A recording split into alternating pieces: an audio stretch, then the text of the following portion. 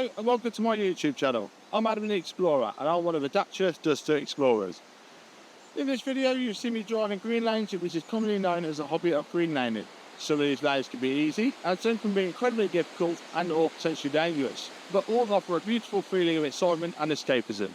If you have any doubt about the green lane you're driving, get out and walk the lane first, making a mental note of places to turn around and if needed, thinking about strategies to overcome any difficult sections you come across. Because reversing after a failed attempt to get along the lane can be incredibly difficult and increases your risk of an accident or potential damage to your vehicle.